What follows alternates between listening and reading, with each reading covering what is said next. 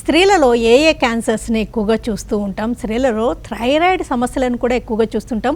మరి థైరాయిడ్ సమస్యలకి క్యాన్సర్స్కి ఏమన్నా సంబంధం ఉంటుందా? ఎలాంటి లక్షణాలతో ప్రజెంట్ అవుతూ ఉంటాయి? స్త్రీలలో గైనిక్ క్యాన్సర్స్లో ప్రధానమైనవి ఏంటి? బ్రెస్ట్ క్యాన్సర్కి కారణాల్లో జెనెటిక్ రీజన్స్ ఎంతవరకు ఉంటూ ఉంటాయి? గైనిక్ క్యాన్సర్స్ ప్రివెన్షన్ కోసం తీసుకోవాల్సిన జాగ్రత్తలు ఏంటి? ఈ వివరాలన్నీ అందించడానికి Jubilee Hills Apollo Hospitals senior medical oncologist doctor Rekha Bansal గారు మనతో ఉన్నారు. ఆమెను అడిగి మరిన్ని విషయాలు తెలుసుకుందాం. నమస్తే ma'am, welcome to the show. Thank you. Thyroid problems తీసుకుంటే ఉమెన్లో ఎక్కువగా కనిపిస్తూ ఉంటాయండి. థైరాయిడ్ క్యాన్సర్ అయితే ఆ లక్షణాలు ఎలా ఉంటాయి అంటారు? థైరాయిడ్ ప్రాబ్లమ్స్, థైరాయిడ్ క్యాన్సర్స్ రెండు ఫీమేల్స్లో ఎక్కువ చూస్తూ ఉంటాం. ఎందుకంటే ఫీమేల్ ప్రెగ్నెన్సీ వల్ల ఇంకా ఫిజియలాజికల్ డిమాండ్స్ ఎక్కువ ఉన్న వల్ల థైరాయిడ్ ప్రాబ్లమ్స్ ఫీమేల్స్లో ఎక్కువ ఉంటాయి. అది కాకుండా ఈస్ట్రోజన్ వల్ల వచ్చే హార్మోనల్ ఇంబ్యాలెన్సెస్ వల్ల కూడా థైరాయిడ్ క్యాన్సర్స్ ఫీమేల్స్లో కూడా ఎక్కువ కనిపిస్తూ ఉంటాయి. థైరాయిడ్ క్యాన్సర్ మామూలుగా ఎట్లా ప్రజెంట్ అవుతుంది అంటే మెడలో ఒక స్వెల్లింగ్ లాగా అనిపించవచ్చు, కొన్నిసారి మింగడానికి కష్టం అనిపిస్తుంది, లేకపోతే మాటలో మార్పు రావచ్చు. అడ్వాన్స్ స్టేజెస్లో మెడలో గడ్డలు అంటే సైడ్స్లో గడ్డలు కూడా కనిపిస్తాయి. అది లింఫ్ నోడ్స్, అంటే లింఫ్ నోడ్స్ కూడా ఎన్లార్జ్ అయిపోతే అది ఆల్రెడీ స్టేజ్ అంటే దాటుతుంది. లింఫ్ నోడ్స్కి స్ప్రెడ్ అయిపోయే తర్వాత అట్లాంటి సిమ్టమ్స్ కూడా కనిపిస్తాయి. థైరాయిడ్ క్యాన్సర్ ఎప్పుడు మెడ దగ్గర కణితిలాగా లంపులాగా ప్రజెంట్ అవుతుందా? కనపడకుండా కూడా ఉండే రిస్క్ ఉంటుందా? చాలా రేర్గానే అవుతుంది. అది అంత ఆబ్వియస్గా మనకి కనిపించదు, వేగ్ స్వెల్లింగ్ లాగానే కనిపిస్తుంది. థైరాయిడ్ ప్రతి ఒక్కసారి మనం మింగినప్పుడు థైరాయిడ్ కూడా మూవ్ అవుతుంది. సో ఆ స్వెల్లింగ్ కూడా వేగ్గా ఉంటుంది, ఇంకా అది మూవ్ అవుతుంది. మనం ప్రతి ఒక్కసారి మింగినప్పుడు మన మెడల్లో ఉన్న స్వెల్లింగ్ ఒకవేళ మూవ్ అవుతుందంటే అది థైరాయిడ్ స్వెల్లింగే.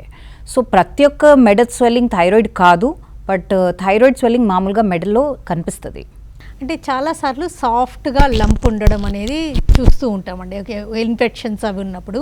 క్యాన్సర్ అయితే కూడా ఆ లంప్ అలాగా సాఫ్ట్గా మూమెంట్ ఉన్న లంప్ లాగా ఉంటుందా, హార్డ్గా ఉంటుంది అంటారా? సో మీ చేతులకి ఏమైనా లంప్ తగిలిపోవచ్చు, మామూలుగా జస్ట్ ఒక వేగ్ స్వెల్లింగ్ లాగానే కనిపిస్తుంది, కొంచెం వాపు ఉందని అనిపిస్తుంది మనకి. లింఫ్ నోడ్స్ మామూలుగా చేతికి కనిపిస్తాయి, అది హార్డ్గా ఉందా సాఫ్ట్గా ఉందా మనం చెప్పగలుగుతాం.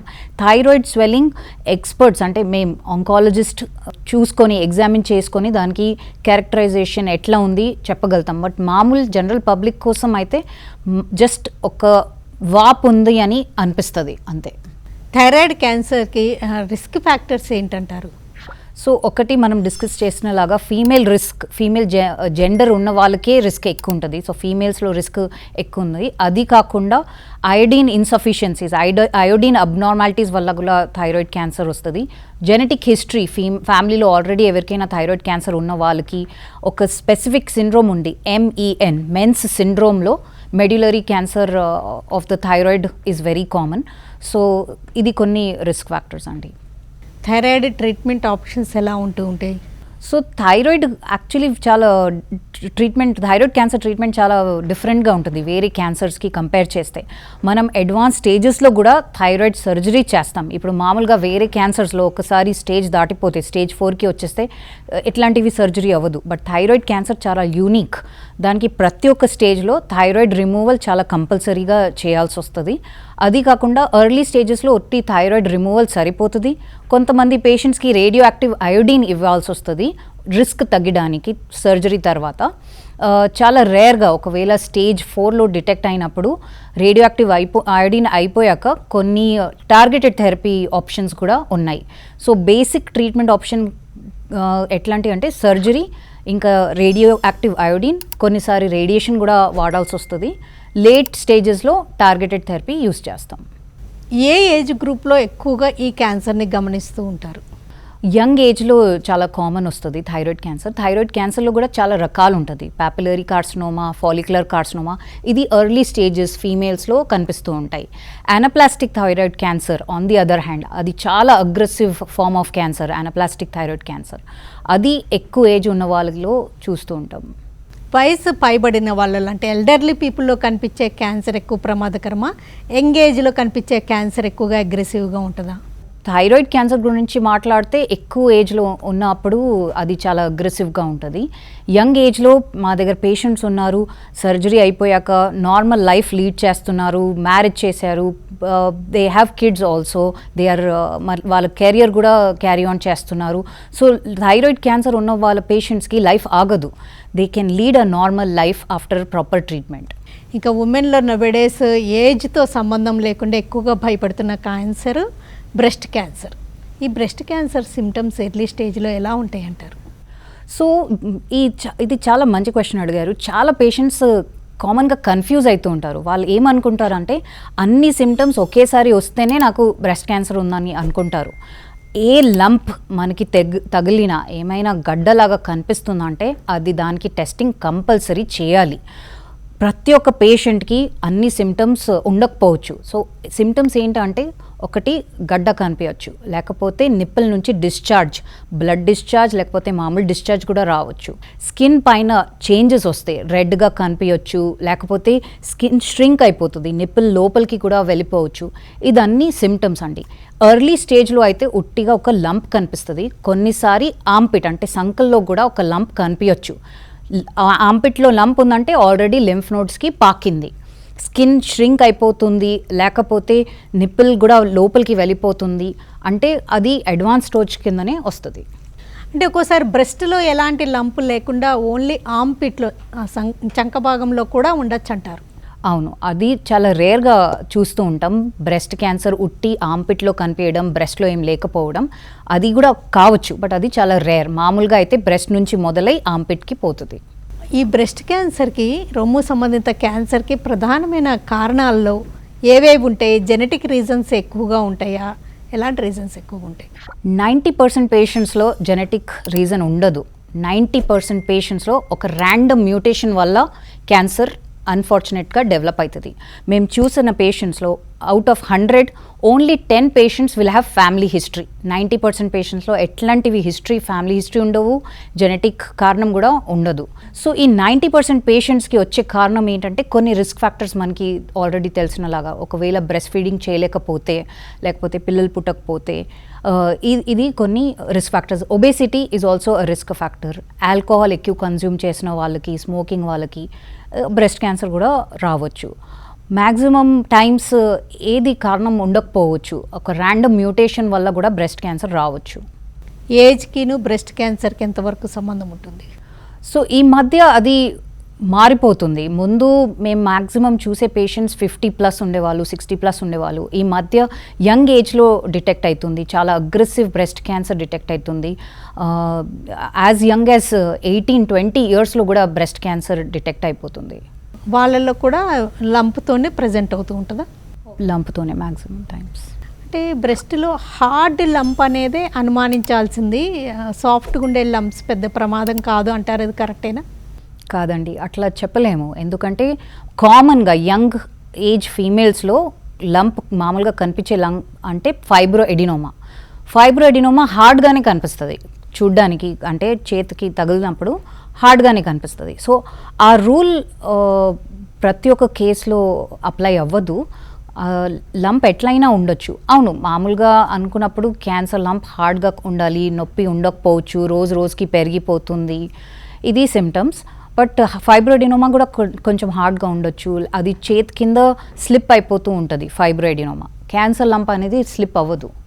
మ్యారేజ్ లేట్గా అవ్వడం, పిల్లల్ని లేటుగా ప్లాన్ చేయడం, లేకపోతే అసలు మదర్ లాక్టేషన్ ఇవ్వకపోవడం, నర్సింగ్ మదర్ కాకపోవడం, ఈ 3 రిస్కే అంటారా?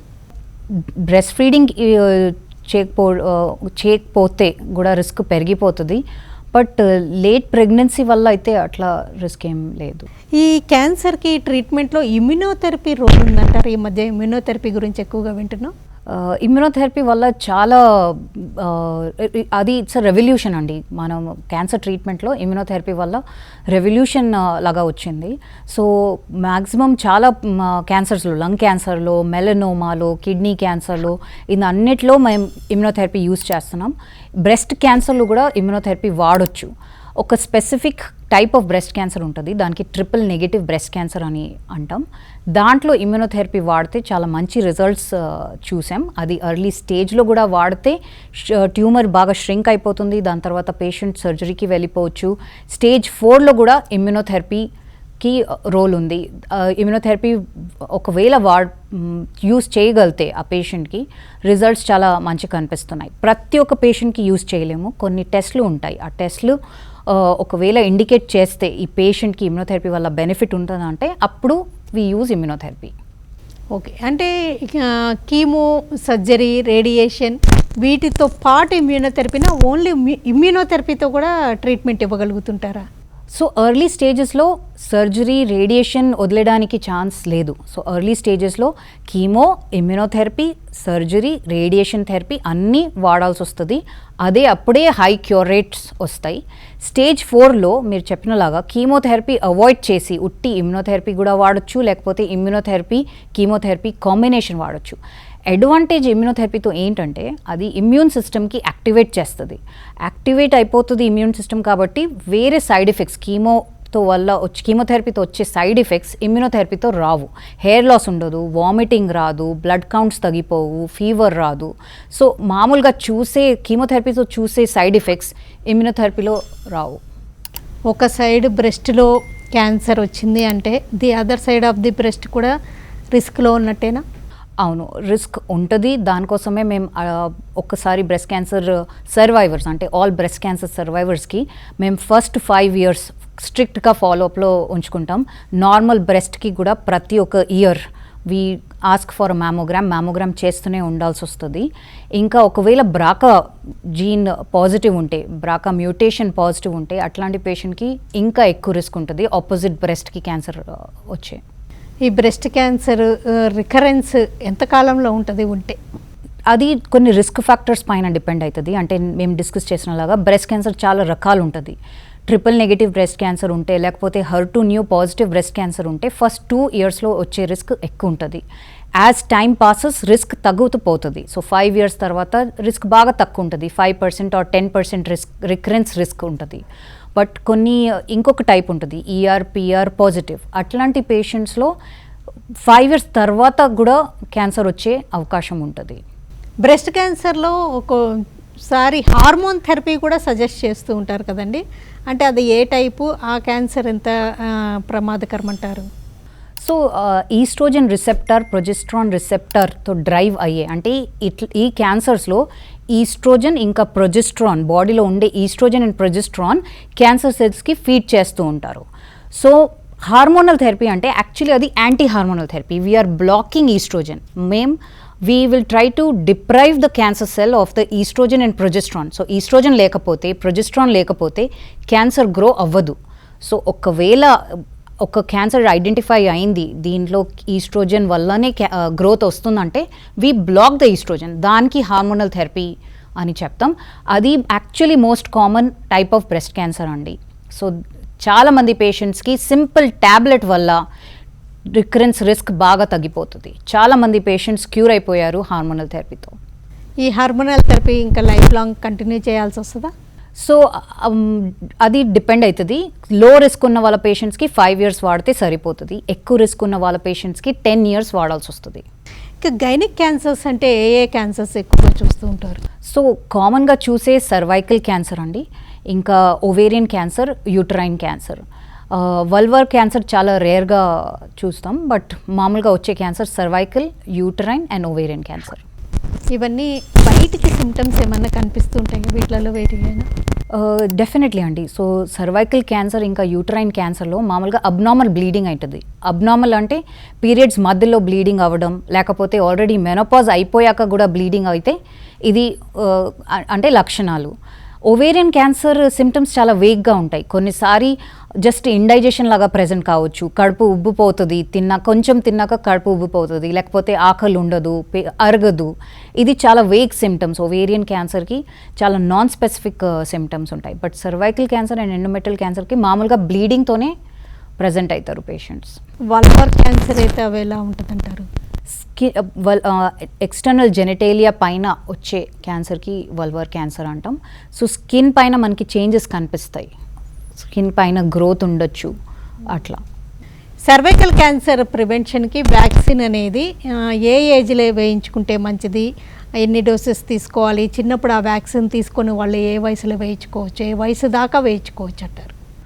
So 9 to 14 is the ideal age అండి. బోత్ బాయ్స్ అండ్ గర్ల్స్ ఈ వ్యాక్సిన్ తీసుకోవాలి.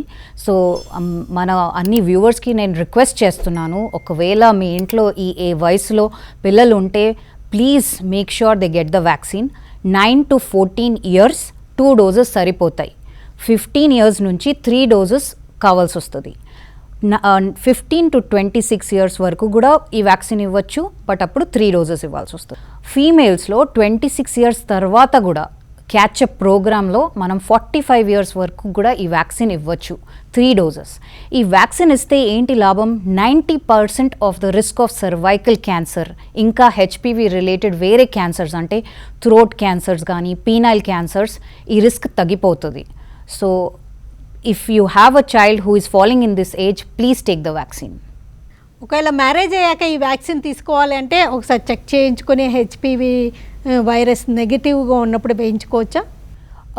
అది కూడా అవసరం లేదు, బట్ ఎట్లనో ఆ ఫీమేల్, ఆ lady, she will fall in the category that she will require the Pap smear. So 24 years నుంచి ప్యాప్స్మియర్ ప్రతి 3 ఇయర్స్లో చేయించుకుంటూ ఉండాలి. ఒకసారి మ్యారేజ్ అయిపోయాక కూడా ఒకవేళ మీరు వ్యాక్సిన్ తీసుకోవాలంటే తీసుకోవచ్చు.